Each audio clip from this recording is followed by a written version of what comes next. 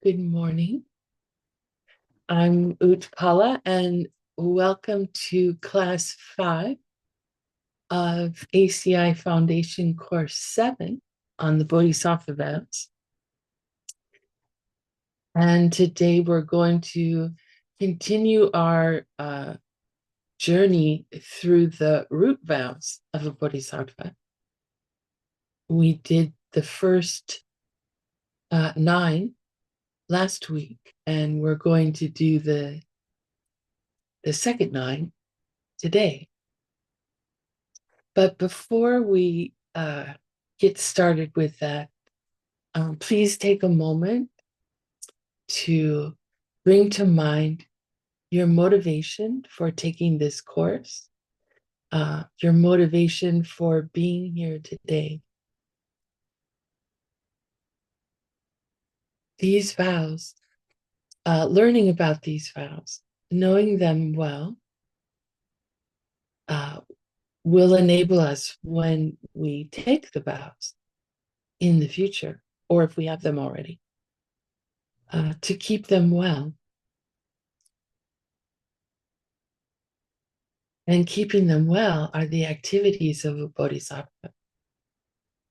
They're the activities of one who has made the commitment to reach total and complete enlightenment in order to benefit all living beings.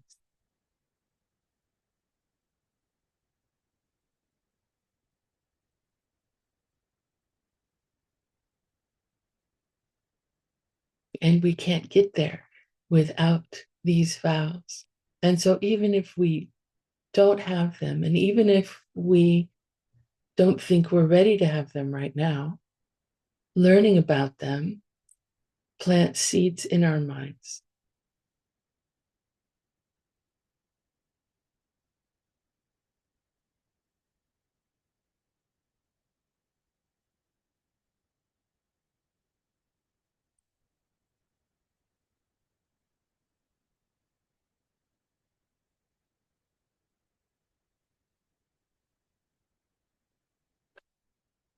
If you'd like to join me in doing the prayers before class, you are most welcome.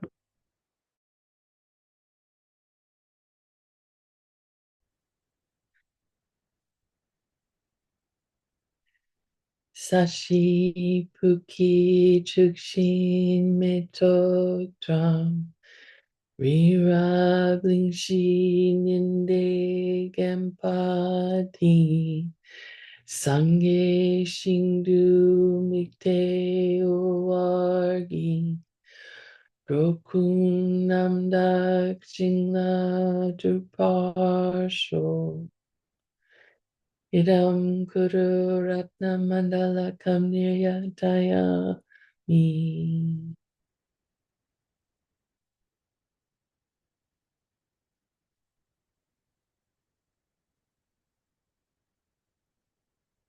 Sangye Chiran Soki Chuknam La Jangchu Pardu Dakni Kyapsu Chi Daki Chishe Kipe Sunam Ki Jola Pinchir Sangye Druparsho Sangye Chiran Soki Chuknam La Jangchu Pardu Dakni Kyapsu Chi Daki Chishe Kipe Sunam Ki Jola Pinchir Sangye Druparsho Sangye Chiram Soki Chuknam La Changchu Pardu Dakni Kyapsu Chi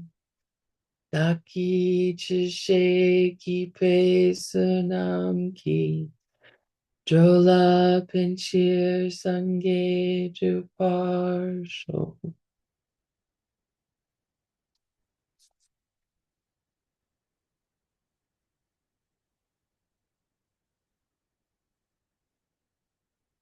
So, does anyone have any questions about the first 9 vows, the first 9 root vows of a bodhisattva?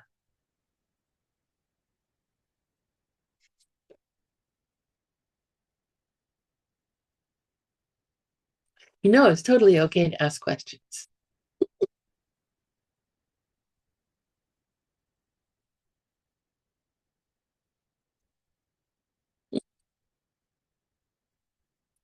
Okay, then on we go to the second 9 of the bodhisattva root vows.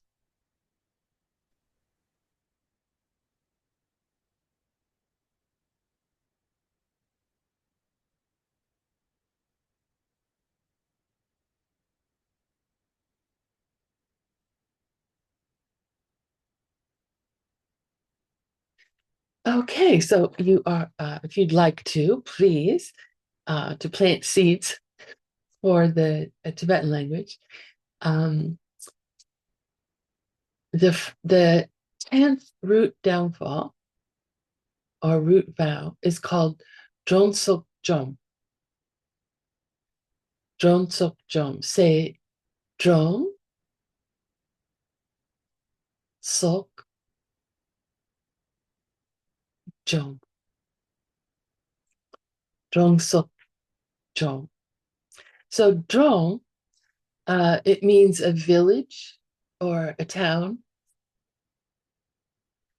Sok means etc. or and all the rest. And Jom means to destroy. So the etc., the all the rest here, the Sok, that includes 3 other kinds of places besides Zhongs, besides villages. And those are Zhongkier, which means a city, Zhong, which means a large area like a province or a state,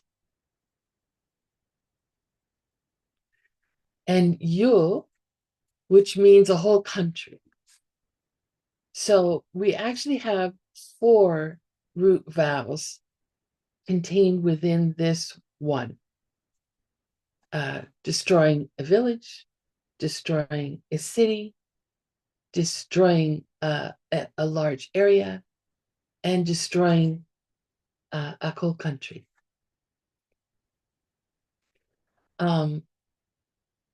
Now, this one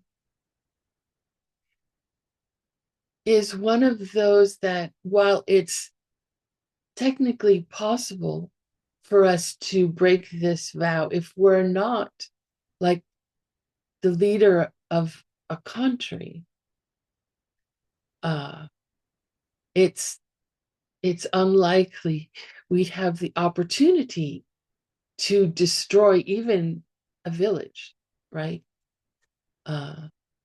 Unless we had, access to some sort of weapons, or I guess we could set a fire somewhere and it would take over a whole village. It could. But the Buddha, when he taught, he sometimes taught people who were leaders of countries, of areas, large areas. And so some of these are sort of geared towards them. But even though it's unlikely we could destroy a whole country or even a village, we can look and see, especially with regard to the habitat, the environment of other living beings on this planet, we can look to see what do we do that might be careless in terms of, mm, you know, uh, pollution or disturbing the areas where animals live. Uh, so even though, like let's say, uh, plugging up an anthole would be, destructive to the home, the tunnels that ants use for their home, that wouldn't break this root vow, but it would be a negative action, right? As remember, we're talking about the point at which, uh, the level of negativity at which we would break our bodhisattva vow, that we would harm our ability to have the direct perception of emptiness in this life. And those are that point at which a vow breaks. Those are really evil and despicable actions, right? It's not likely, especially for those who are interested to become a complete and totally enlightened being, to help other living beings. Very unlikely that we would be going around doing that sort of thing. So we look at these vows not only to make sure we're not going to break them, but also to look to see what the opportunities are for us to improve how we can benefit other living beings, right? What are the little things that we do that we may not even notice sometimes, that harm other beings or have the potential to harm other beings? Where are we not being so mindful? So, with this root vow, Jetsun Kappa says that the motivation uh,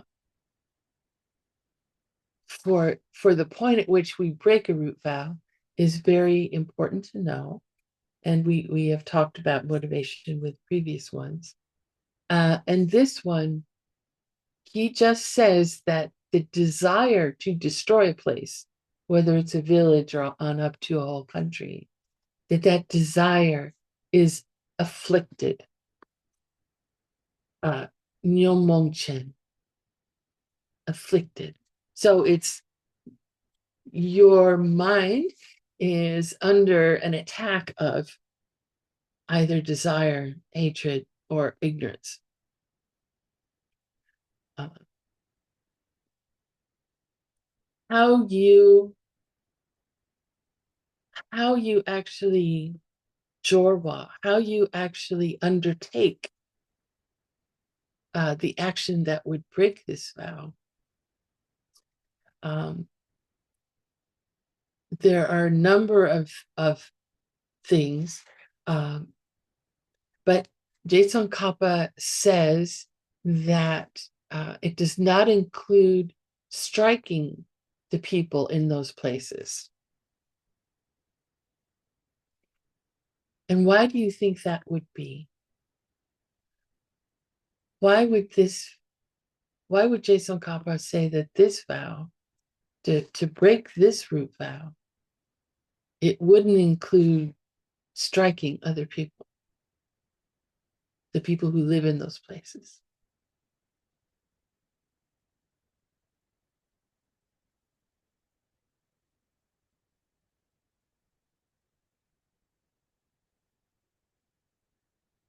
Anyone have a guess?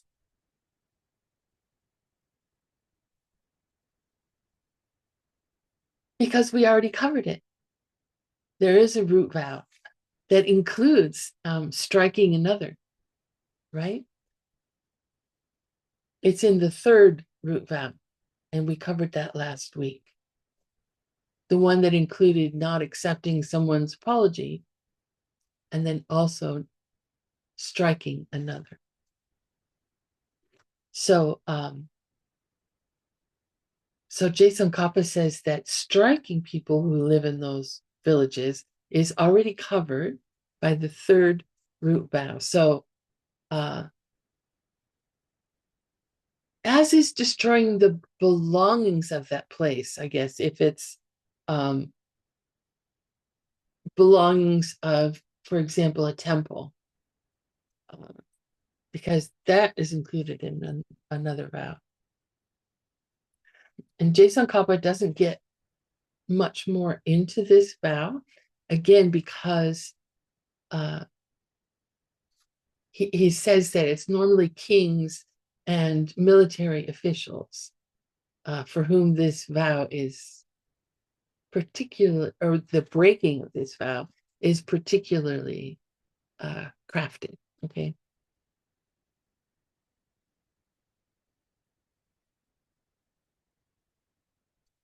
Root vow number 11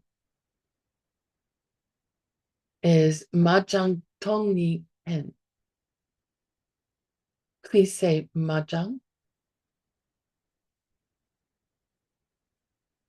Tongni En.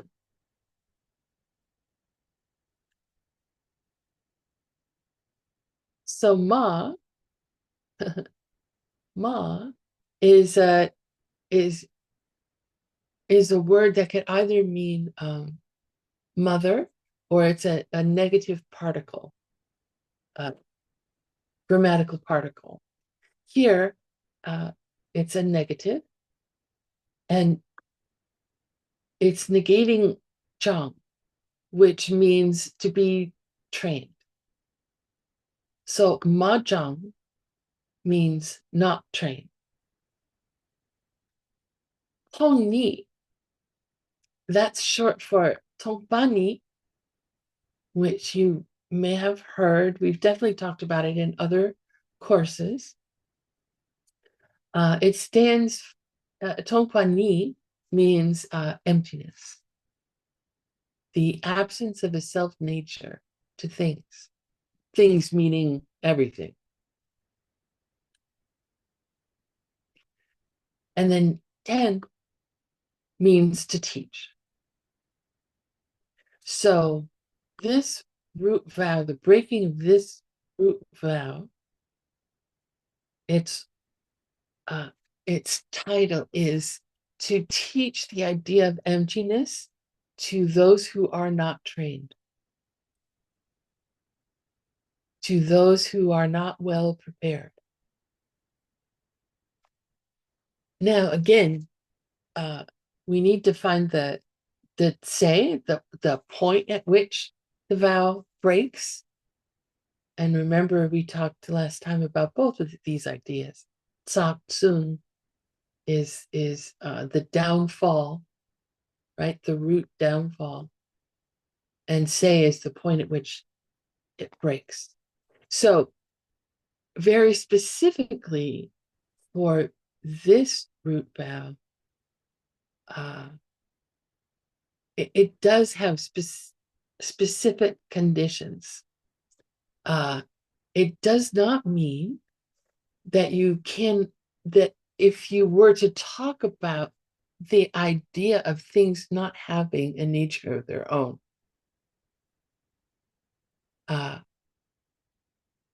someone who was, for example, not one of your classmates, right? Who hopefully, as we take these courses, we become more and more trained, right? In emptiness. But it doesn't mean that, for example, you can't talk about how this thing exists to a dog versus a human being, for example, in a public talk. That so it's not related to introducing the concept of things not having a self nature. There are 3 conditions for the person who is not well prepared, who is not trained.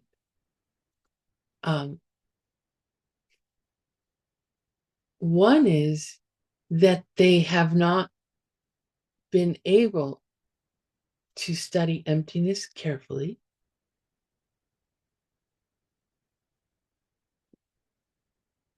The second is that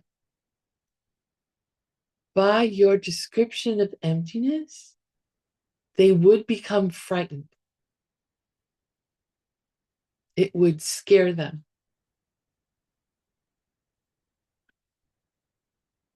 And the third one is they must already have the wish for enlightenment.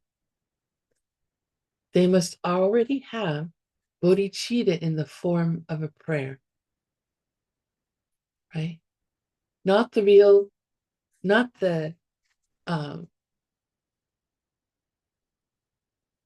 they don't necessarily have to have complete and total, fully developed bodhicitta, where their heart is open at all times, and every living being that they encounter, they desire to help them get out of the cycle of suffering that they're in. So they have to already have some wish to become enlightened. So we're not talking about a public talk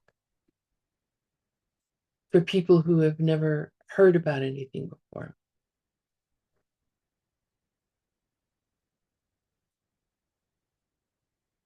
There's more conditions here.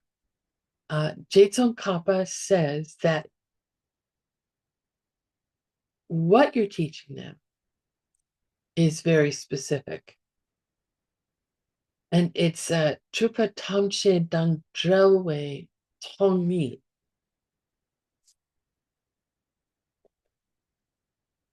And that means emptiness which is free of all elaboration. Emptiness which is free of all elaboration.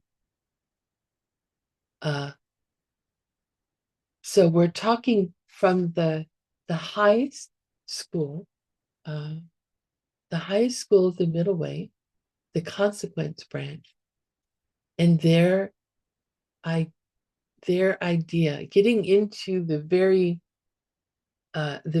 detail of emptiness.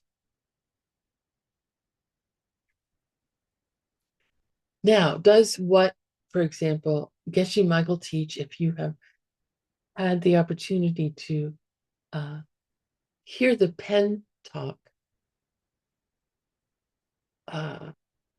is that not emptiness from the point of view of the consequence branch of the middle way? No, it is. It is. But there are, if you happen to be coming to the translation classes, in the text that I'm working on right now, which is by J, a very close disciple of Je Tsongkhapa, he's going to get into very fine details about emptiness later on in that book. And so it's not as general as saying that, nothing has a nature from its own side, independent of what I perceive it to be, what my mental image is of a thing. So it's a very detailed thing. And like on one hand, if we don't know what that very detailed explanation or description of emptiness is, well, we're not likely to teach it to other people anyway. So that's sort of it. That's sort of a, you know, a benefit here. But I will say that I came very, very close to breaking this vow. And it was a terrifying feeling for me. It wasn't even Buddhism, and it was not this kind of emptiness. It was a workshop that I invited my father to. And in this workshop, the lecturer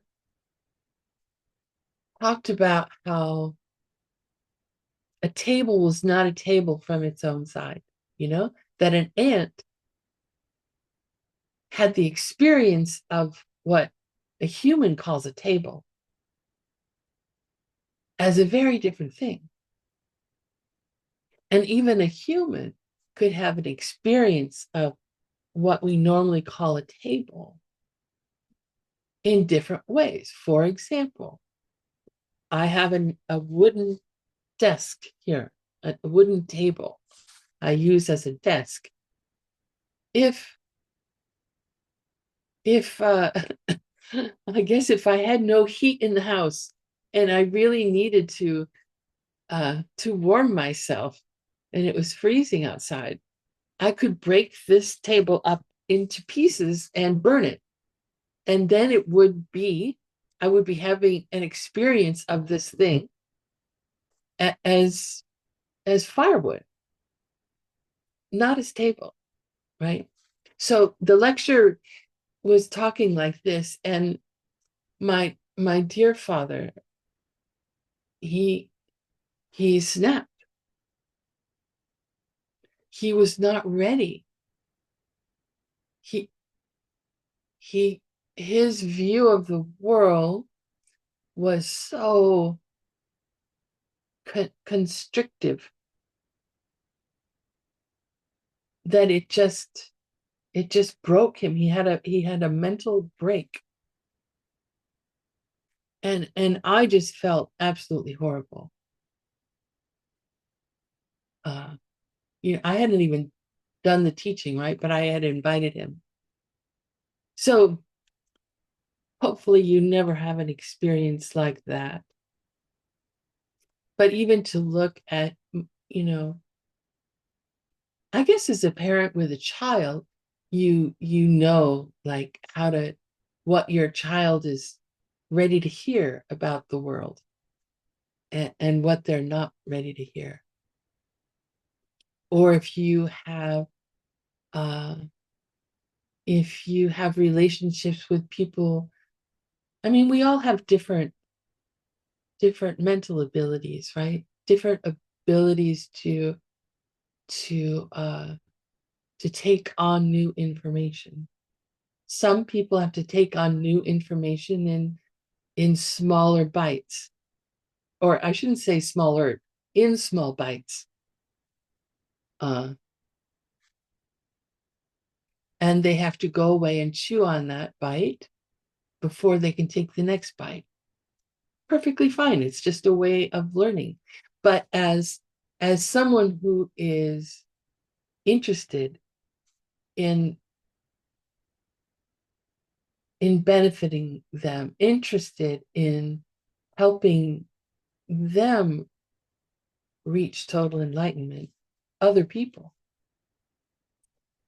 we should look and see, uh, how does this person learn? What kind of information can this person take on without risking them either having a mental break, which is horrific, really, it's horrible, or um, or just turning away from the Buddhist teachings altogether, like responding by saying, well, that's absolutely insane. That's crazy. This Buddhism stuff is garbage.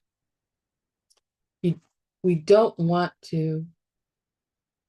uh, to push someone who's not ready to hear the teachings into a place where they would discard it all, turn their backs to it. We need to be skillful. Okay.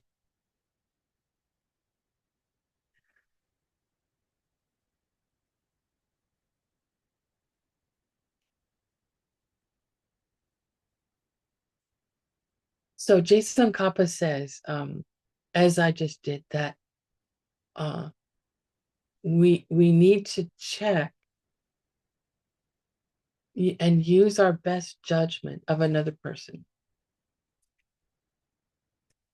And if we're wrong about that judgment, if our judgment is that the person is ready to hear this teaching and we give this teaching and it turns out they weren't ready,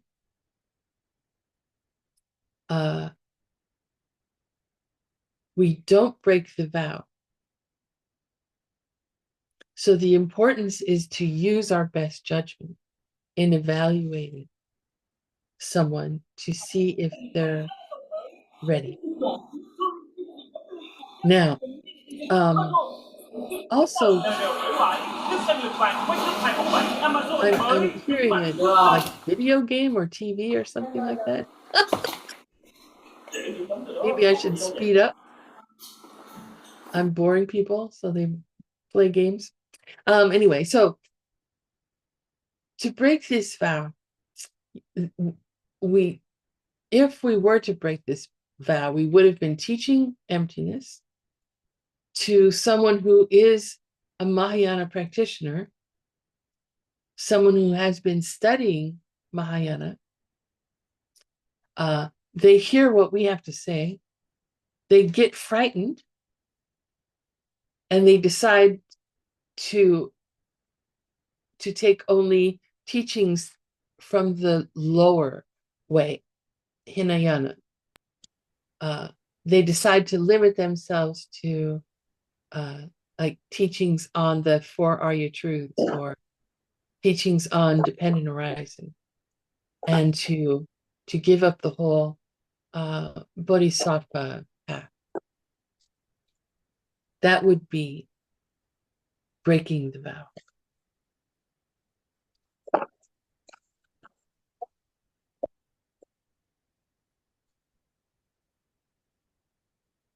Geshe Michael talked about another way of not breaking this vow, but of the kind of behavior that this vow is about.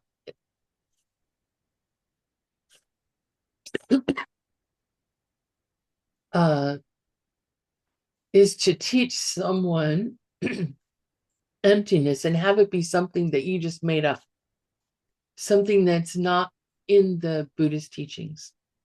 It wouldn't be breaking this vow, but it's like the kind of behavior. It's the teaching of emptiness without being very careful, right? Without, in the case that he was talking about, it's not being careful about what it is that we say, that we're making things up.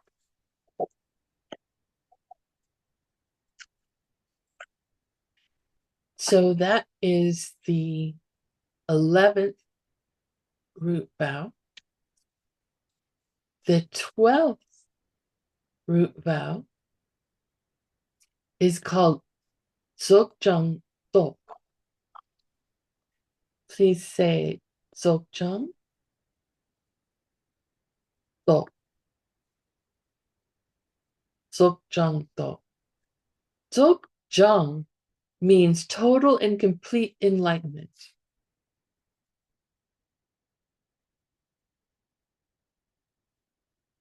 And the reason that we call it total enlightenment, the reason that we sometimes add this modifier, this adjective, total, to enlightenment, is because sometimes people talk about nirvana as enlightenment. I mean, it is a state, nirvana, a state where you are free from the cycle of suffering. You are beyond negative emotions and creating karma, that planting seeds that keep you suffering endlessly. So you're beyond that. That is an enlightenment, right? But total enlightenment is where you become a Buddha. You become awake. You become you're not only out of the cycle of suffering, but you are, due to your wish to help all living beings, you are omniscient, and you can emanate countless countless forms to help living beings. So here we're talking, in this vow, we're talking about Dzogchen. We're talking about total enlightenment. And Dok means to turn back, to turn away from. So the person, so you do something and someone turns away from total enlightenment. So the person must have the wish for enlightenment, at least the wish in the form of a prayer. And the way that you turn them back, the way that you turn them off to total enlightenment, is very specific. You say to them, you know, you could never do the 6 perfections of a bodhisattva. You should make your goal instead to one of the nirvanas of the teachings of the lower way. And then you'll be free from samsara. You'll be free from suffering.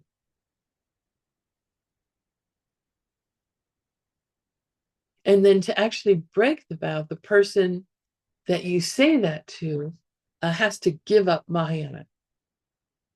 So not only do you try to talk them out of it, but you're successful in talking them out of it. They give up the bodhisattva path. They turn away from the Mahayana.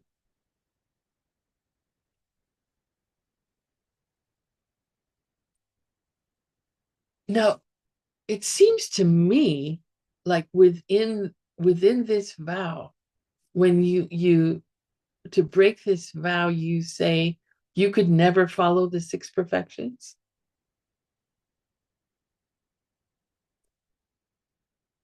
That seems to me a lie.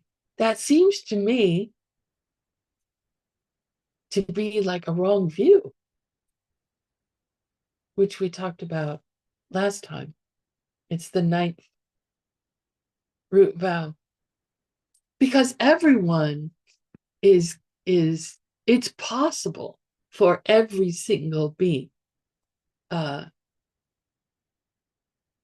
become enlightened. So to say that you could never follow the 6 perfections, that seems to me to be really pushing it in terms of correct view.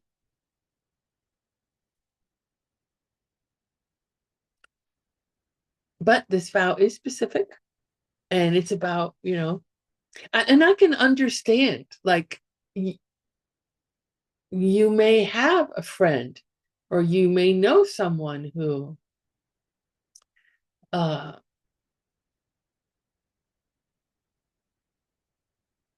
who, for example, is like there's this group of people, they're called secular Buddhists, and I'm not entirely sure what it is that they believe.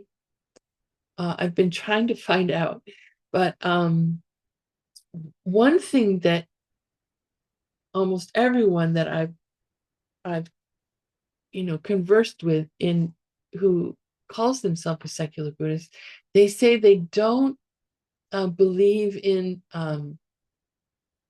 like the mystical side of the Mahayana teachings, like deities, like fully enlightened Buddhas manifesting to help living beings, like that's too magical. That uh, that things that the world for them, that there's no past lives, there's no future lives for them. That karma is some sort of magic. That the world for them is limited to what they can experience directly with their senses. They don't even really like to talk about logic all that much. But anyway, um, it would be as if I would talk to someone like that and say, yeah, it's it's really good that you are at least uh, learning what the Buddha taught in terms of the four Arya truths, that life is suffering, that there's a cause to suffering, that there's an ending to suffering, and there's a path to the ending of suffering. It's great that you're focused on that, because it would be impossible for you to practice the Bodhisattva path. You're just not you're just not capable of practicing the Bodhisattva path. That last part is very dangerous. Of course, they don't have the wish in the form of a prayer, so it wouldn't be breaking this vow, but it would be coming close.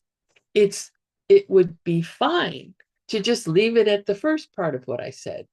It's great that you're practicing what the Buddha taught about the four Arya truths, the truth of suffering, the truth of a cause of suffering, etc. It's great that you're focused on that. See, there's a difference. In everything the Buddha taught, if by definition the Buddha is a being who, in every movement of their mind, in every thought, every word, every action, their interest is 100% on benefiting other people, other living beings. So, like, by definition of what a Buddha is, their teaching, all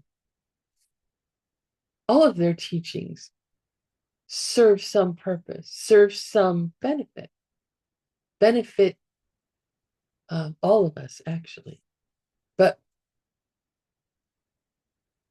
we can see teachings as like leading us along this path to deeper and deeper understandings of how it is that we experience and how it is that we construct our world so that we can get out of suffering.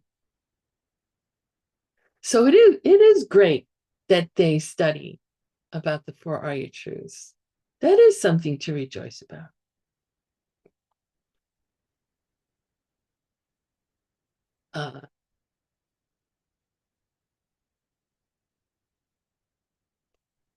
And the guide to the Bodhisattva's way of life by Master Shantideva in the in the chapter on joyous effort, verse 18, it starts off with Zhangbu Shadrang, which this verse says, if bugs and flies and worms find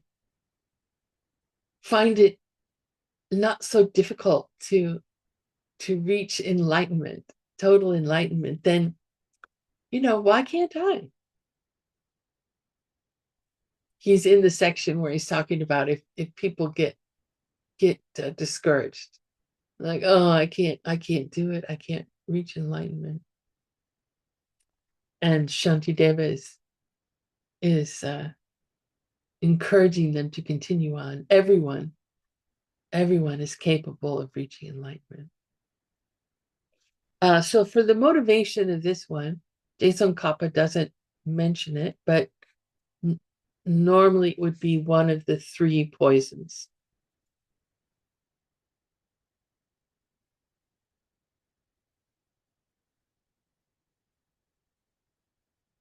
The 13th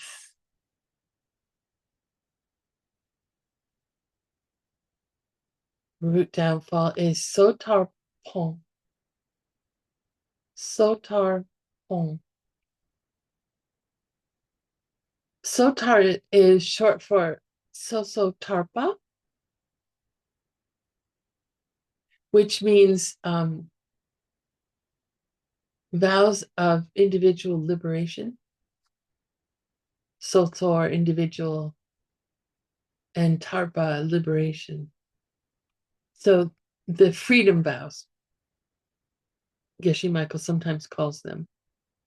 The Sanskrit word is pratimoksha, the pratimoksha vows. So those types of vows. And pong means to give up. Give up. So the breaking of this root vow would be to convince someone to give up their morality of individual freedom.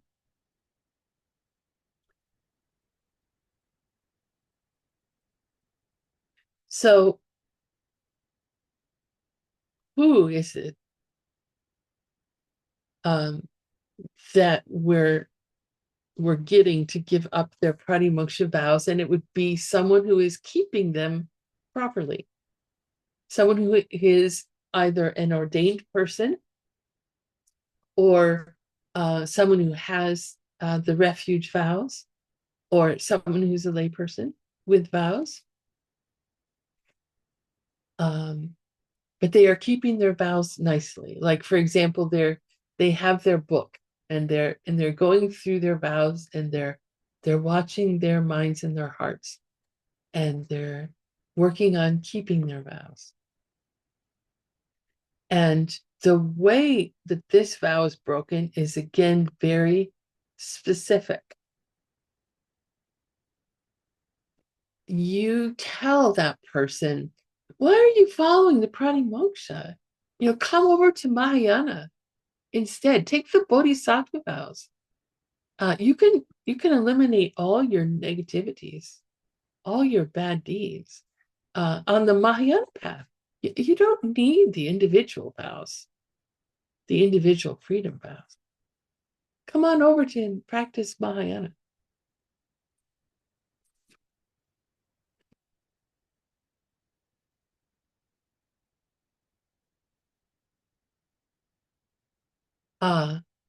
So this is a totally wrong idea.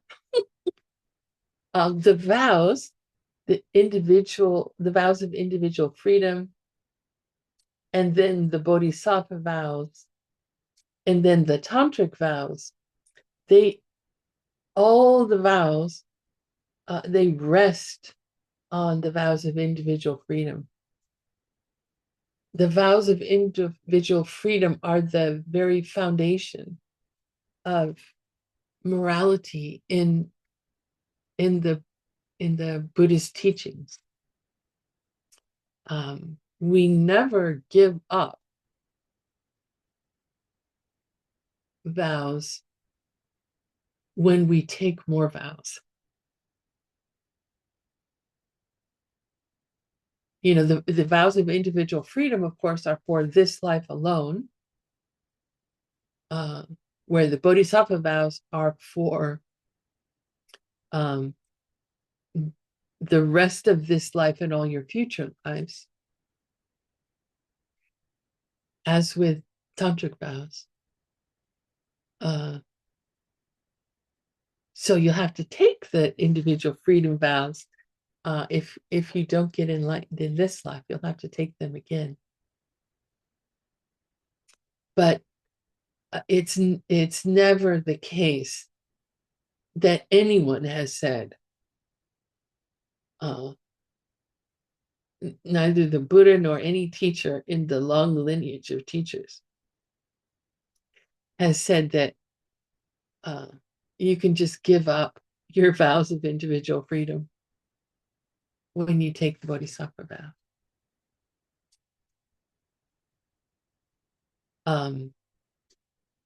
You know, they say it's like when I was going to teachings in northern India and with the Dalai Lama, and he was giving an initiation, and part of that initiation is he first gives the bodhisattva vows. And I've been studying for not so long, only about actually 6 months or something, but I'd gone to this teacher, a monk, and asked him, you know, should I take this initiation? And he said, best if you become a nun. Best if you take the nun's vows. Take them first. And they are a foundation for all the other vows. So there's a person who would say to someone else, you know, what are you doing? Give up your vows of individual freedom. They don't really understand morality. They don't really understand that keeping your morality is the basis for keeping your bodhisattva vows.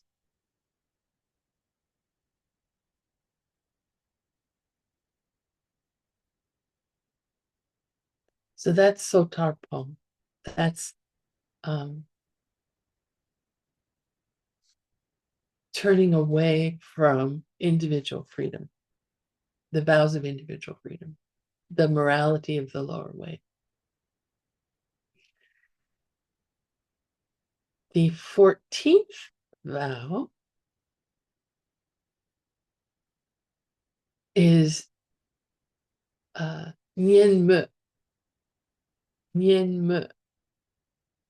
Say Nyen Me. Nyen is short for all of this.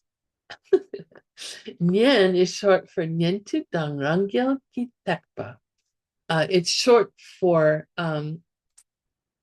Nyen literally means to listen. Nyen tu means listeners, and Rangel means self-made Buddhas. And we talked about this last time, if I recall correctly. So these are 2 tracks on the Hinayana path. One is the listener track, and one is the self-made Buddha track. So that's the Nyen, is referring to the tracks of the lower way. And Me means to put down, to disparage. to say bad things about.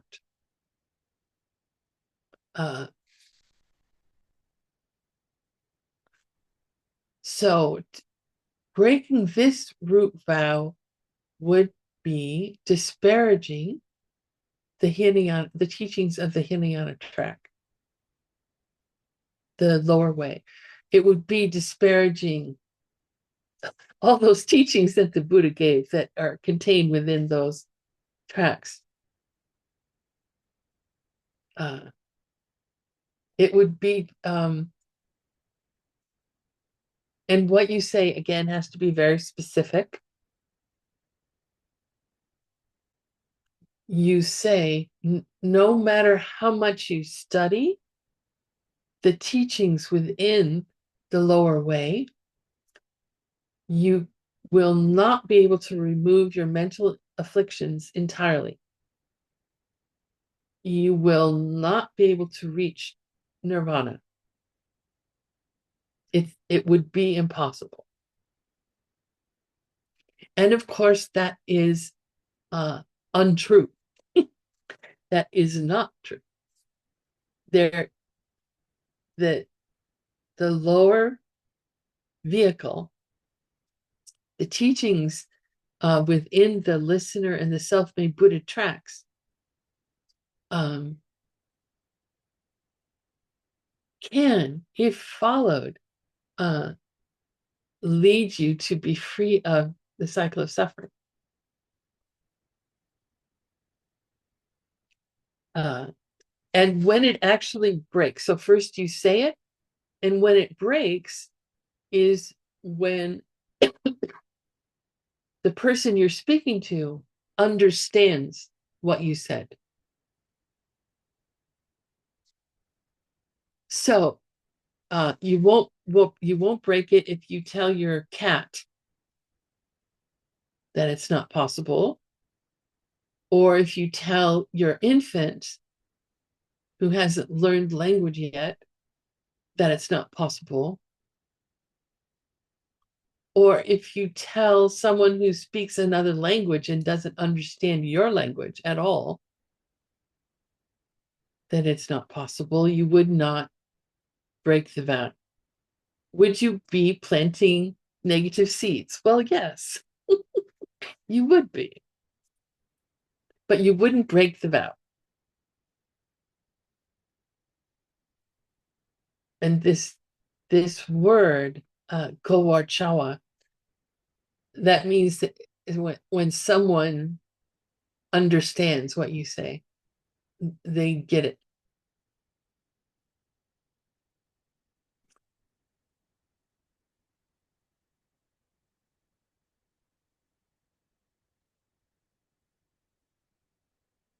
So this one is, this one is relatively easy for us to break, right? If the person only has to understand what we're saying. And all we have to do is put down the teachings of a country, say of Sri Lanka or something.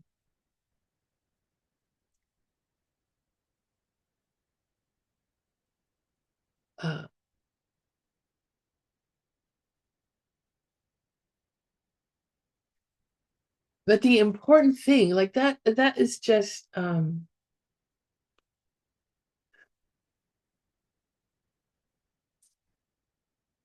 it's going against the morality of the Bodhisattva path, which is that it rests on the morality, the teachings of the lower vehicle.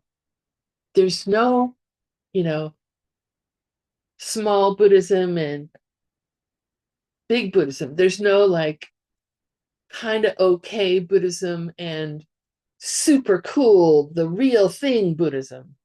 It's all super cool, real thing. It's just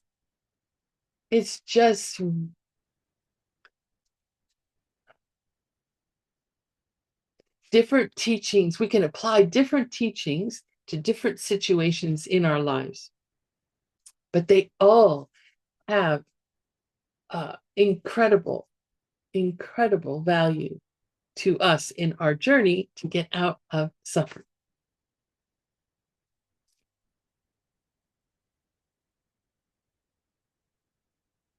Now there's Jetsun Kappa talks about a root vow that's not a root vow. When Geshe Michael taught this, he called it 14B, because we're in between. We just finished the 14th vow, which is disparaging the listener and self-made Buddha vehicles, tracks. Between that and the next one, 15. It's kind of a missing vow, but it's kind of not. Here are the words, Dr. Shenmu, criticizing someone else, praising oneself and criticizing someone else.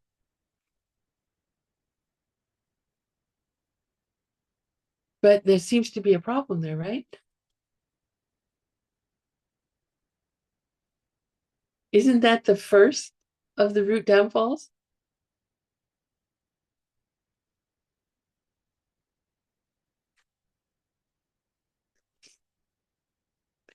So, yes.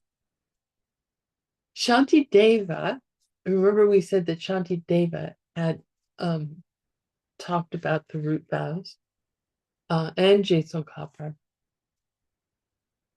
both say that this one is not a separate vow, but rather it's a deeper description of the first vow. So what is this deeper? It's still for the same reasons, praising yourself or putting down someone else for fame or material gain, other people's admiration, or material gain, car, house, money, whatever. And the deeper explanation is that you are a person who is practicing the Bodhisattva path. You are engaged, right? You're studying the text, and regardless of whether or not you have seen emptiness directly, you're walking around saying, I'm a Bodhisattva. I do all this with no regard to material gain or fame. But that guy over there, Joe Schmo, he says he's a Bodhisattva, but he's only doing it for money. So it's very specific then about breaking this, the first root vow, that you would be saying that someone else is teaching just to get money, or someone else is practicing the Bodhisattva path just so they can be a person that other people can make offerings to and collect positive, plant positive seeds.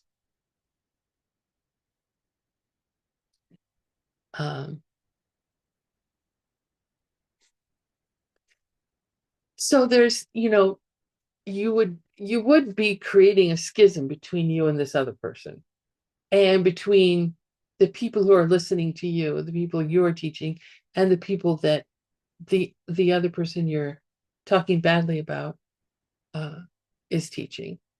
And that's just a horrible thing to do. We're all in this situation together. We are all if you're like me, we're all compelled to uh, plant negative seeds and continue our own suffering.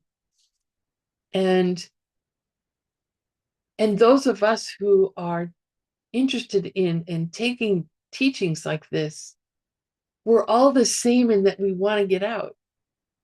We want to be free of suffering. They're criticizing someone else is not beneficial to them getting out of suffering.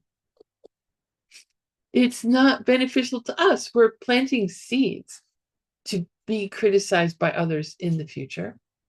But criticizing someone else, let's say that we did know someone who was on the path and maybe they were doing something that was a little bit wrong. What we should do is try and help them keep their vows.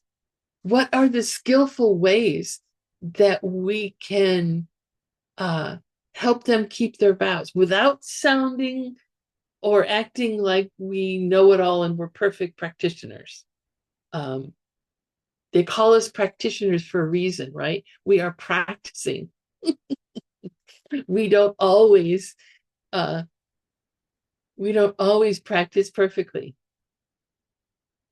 And so that's the most helpful thing in our path, is to have Dharma friends in the Dharma, where we can be helping each other keep morality, helping each other advance along the path. It's such an amazing gift. It really is so beautiful. So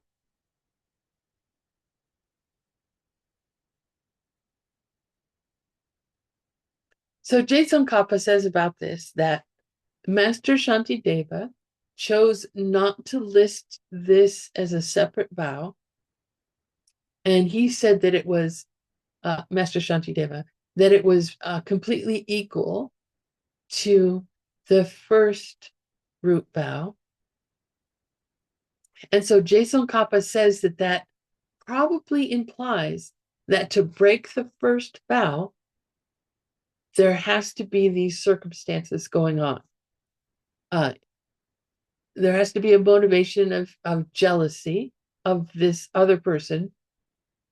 You're jealous of them getting attention or honor or fame, or you're jealous of them getting material gain, and you attack them, saying they're a fake bodhisattva and that you're a real one. But he doesn't say that that's, Je Tsongkhapa doesn't say that that's definitive. He says it's probably the case. So we should still be very careful about praising ourselves and putting down others for money or fame.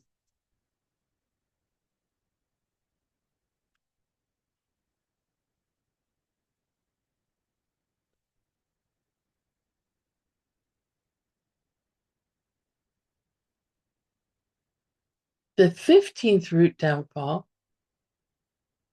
is called Sabzunma. Oh, Sabzunma. Sabzunma. Sab is short for Sabmo, which means profound or deep. And it's the code word for teachings on emptiness, right? So here it's referring to emptiness. Zun means a lie, a falsehood. And ma, in this spelling, it's got a bunch of extra letters than we usually see. Ma, high tone, means to say, to speak. So this root downfall is to speak a lie. And the words that the title of this vow is, they say, professing the complete opposite. And what this means is that, well, first of all, there has to be a person that you're speaking to who can grasp what you're saying, right? Who can go warchoa, who can understand it, who can get it. Uh, and you have to speak a specific lie. Uh, I'm teaching you emptiness. I have seen it directly. Uh, I love you, so I'm teaching you about it. You will see it directly, and you will be able to do just what I did. Now, if it's not true, if it's not true that you have seen emptiness directly, uh, if it then it's a lie. So the circumstances are saying that you've seen emptiness directly when you have not, and that you're teaching emptiness, that oh, I've seen emptiness directly, so I have the authority to teach you emptiness. You should put your trust, your faith in me. I can bring you to where you can see emptiness directly as well.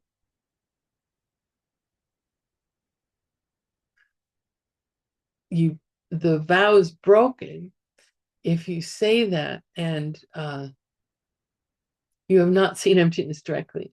It's like when you go to buy a used car and you go to the used car lot, and oh, people, I don't know, used car salesmen, they always think that I'm gonna like fall for their stories or something. Oh, this is the best car. I don't even know why it's on the used car lot. I would never sell you a car that had any problems whatsoever. Uh, they just want me to give them their money. They don't, they're not interested in me having a good car. That's like the typical, very small used car lot.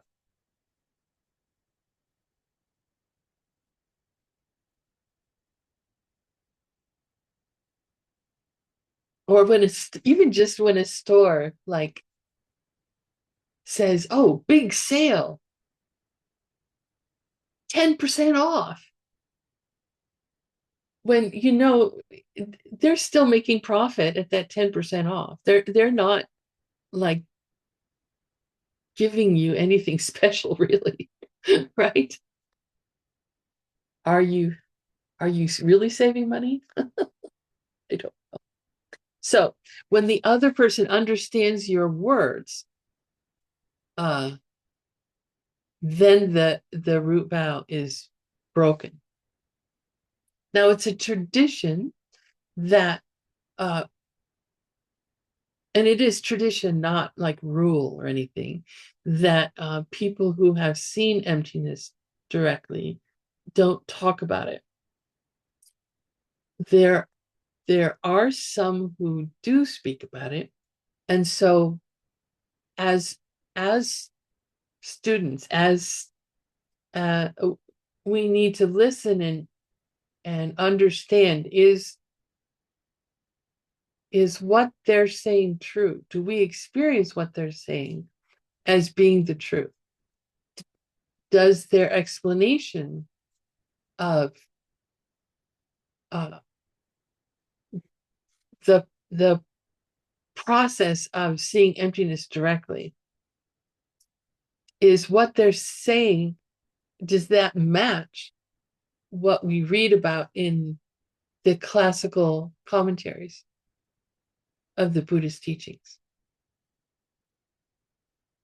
So we as students, or as just practitioners with friends who are also practicing the Buddhist path,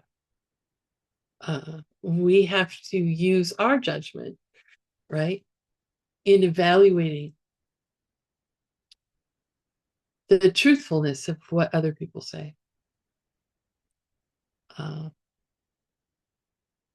There is for monastics, there's also a pamba, which is the word for the root vows of monastics.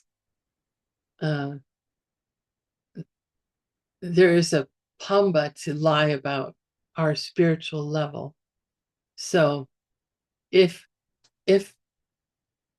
I were to, for example, say I've seen emptiness directly, and just do what I teach, you will reach it, I would not only break my bodhisattva root vow, I would break my nun's vows as well.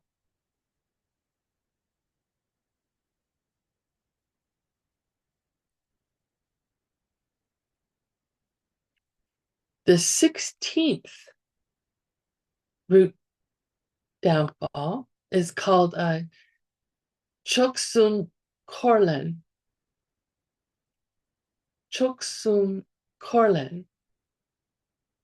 Choksum, that's an abbreviation of Koin Choksum, which is the three jewels: Buddha, Dharma, and Sangha. The three jewels. Core, we had this last week. Core is something that belongs to them, property of the three jewels. And when we had it last week, it was core trok. It was stealing anything that belonged to the three jewels, right? Which meant stealing books or statues or something of a temple or a monastic. Here, it's len. And len means to accept. So someone steals something from a temple or a monastic person, and you know that the thing, they're offering it to you, and you know that they took it from a temple or a practitioner or a monastic. So it's basically like accepting stolen goods. Like in my country, if you what was it, like, it's not a crime to accept stolen goods, but you can't keep them. Like, even if you're not the one who stole them, right? You can't keep them if the whole scheme is uncovered. So Jason Kappa says the scenario is normally that that officials, like in a country where there are many different monasteries, the government favors one monastery over the others, and they take things from the other monasteries and give it to the monastery that they like.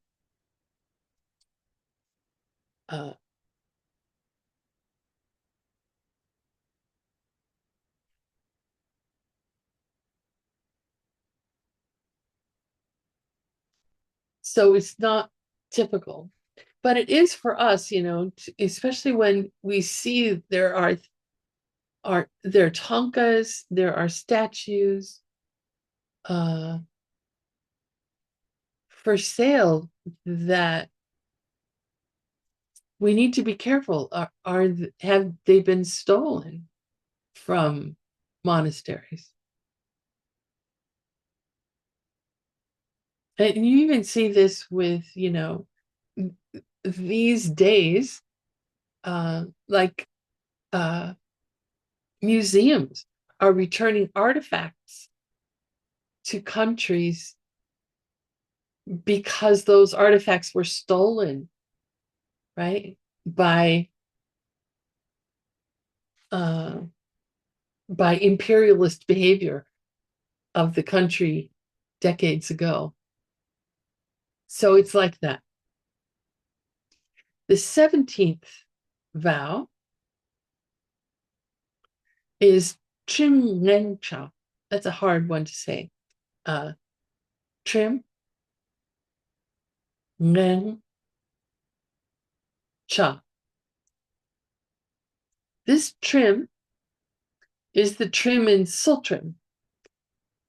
And we had Sultrim on I think it was the first class, when we talked about the three moralities.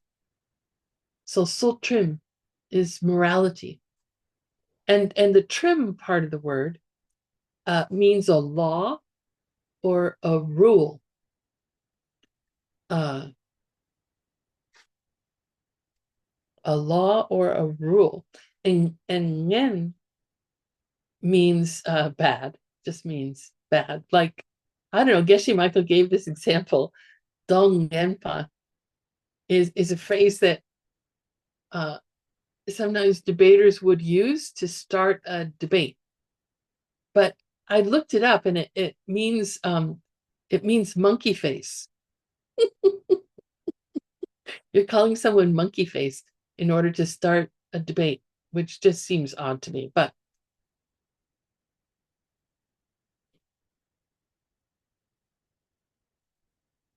then cha means to institute, to put into place. So to put into place a bad rule, to institute a bad rule. And it's very specific. The rule has to be about Dharma practitioners. So you're making a rule that applies to Dharma practitioners. It could be like, most likely, this is a rule like in a Dharma center. Uh, in a Dharma center, or, take any group of people who are practicing the Dharma, and there will be those who are focused on the teachings, on the going to teachings, on studying texts, on reading texts. And there will be those who, it seems, are focused on meditating, on taking what they've learned and doing a lot of meditation, doing a lot of solitary retreat.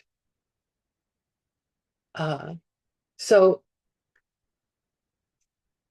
and it's not the case that there are always these two groups, but there are these two activities which seem to be very different, right? If someone is studying and going to a lot of teachings, that's evident, that's apparent behavior. We can all see that. If they're spending a lot of time in meditation and in retreat, we don't necessarily see that, because they're alone when they do that, right? We don't know what they're doing behind closed doors. So we don't see, and we can't see into a person's heart and mind when they're in meditation. Are they really meditating on the teachings, or are they dreaming up what they're going to cook for lunch? So the breaking of this vow would be when you have a rule for a group of Dharma practitioners where, like, the belongings of the meditators are taken away from them and given to the scholars, those who are apparently working harder or studying harder. But both groups we need to do both things, right? Right? We need to study and we need to meditate. We need to do both. So the point is that that we should be respecting both kinds, people who do both kinds of activities. We need to respect people's practice of the Dharma, regardless of whether they meditate a lot or study a lot. So this rule has to be about taking things away from meditators and giving them to scholars. And there's a story about Master Shantideva, which I don't have time to tell you, unfortunately. But if you take course 10, I'll tell it again.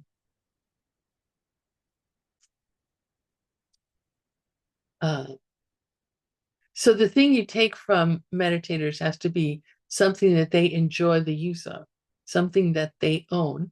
And your motivation when you do so has to be some kind of anger or hatred, some kind of dislike for them. And the bad deed is committed by the person who makes the rule, not by, the scholars who get the extra stuff. Hopefully, though, if they're all in a Dharma group together, the scholars would say, hey, wait a minute, where'd you get that stuff? I think I saw that Joe Schmo had that. You didn't take that from a meditator, did you? Please don't do that. That's not good. You'd be breaking a vow if you did that. The 18th root downfall. It's the last and the most. The last root vow and the most serious vow. And it's semton. Semton. Sem by itself generally means mind. But here it's short for semke, which is bodhicitta, the wish for enlightenment. And tong, we've had before, that means to give it up. So this is to give up or discard the wish for enlightenment. And again, it's the wish in the form of a prayer. And the vow is broken the very first second you give it up. The very first second you discard your wish. So this vow comes from the Sutra on Skillful Means.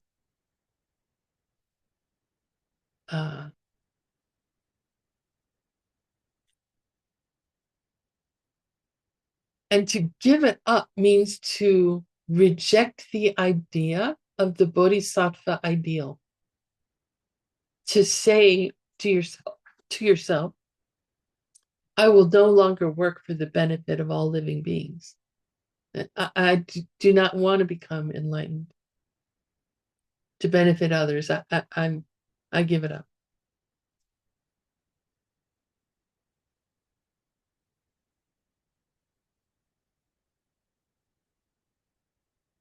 So this is different. This 18th vow is different from the 4th vow, which was giving up the teachings. In that case, you were giving, in the 4th vow, to break it would be to say, the Buddha never taught this. This is not the Buddha's teachings. In this vow, it's saying, I'm giving it up. That's it. No more. So there are two vows that if you break them, you it, I'm going to go a couple minutes over. I hope that's okay. If you have to go, that's also okay. And you can watch the recording.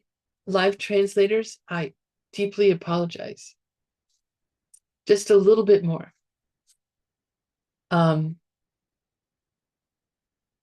Normally, and we're going to get into this starting next class, you have to have 4 ideas in your mind going on, 4 attitudes in your mind, along with everything else that we talked about, the conditions of breaking a vow would have to be present in order for the vow to be broken. But for wrong view and for discarding the wish, those 4 do not need to be present. So the vow would be broken, which means it would be impossible to see emptiness directly in this life. So very, very serious.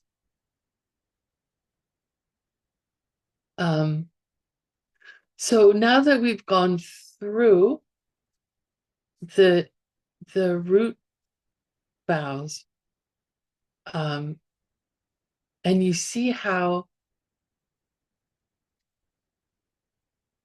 keeping them is avoiding breaking them, avoiding destroying them is very important. And we need to be very mindful of our thoughts and words and actions and keep ourselves from breaking a vow. And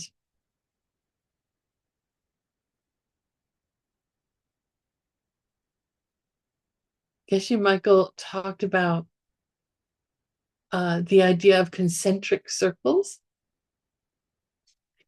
So we talked about, like, say this middle part, this orange part, is the breaking of the root vow. And then these were conditions that would have to be, met.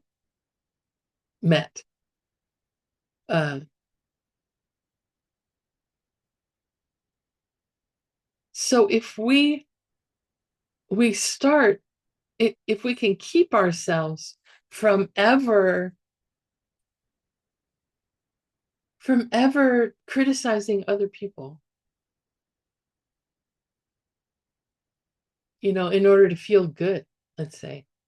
So nothing about fame or gain, but maybe we get some sort of pleasure out of criticizing other people.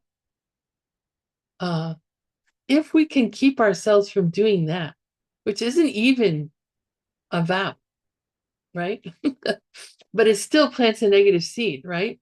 But if we can keep ourselves from doing that, then there's no way we'll get to break the root vow.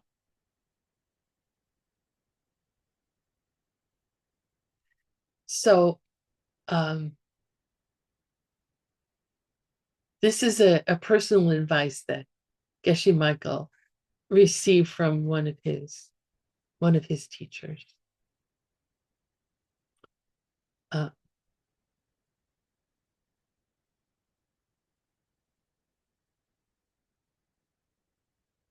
So before taking the vows, it's important for us to evaluate to see, am I ready to take these vows? Am I ready for this commitment? Because we can see that breaking these vows has very serious consequences, right? For our spiritual path. It's totally okay to say, I'm not ready yet.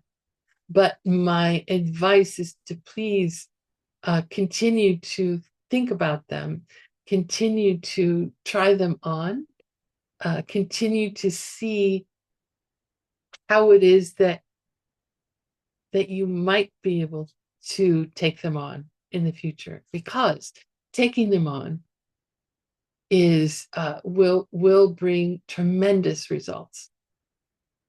So it's not only so dangerous if you break them, but it is so incredible if you take them and keep them. They are powerful in both ways.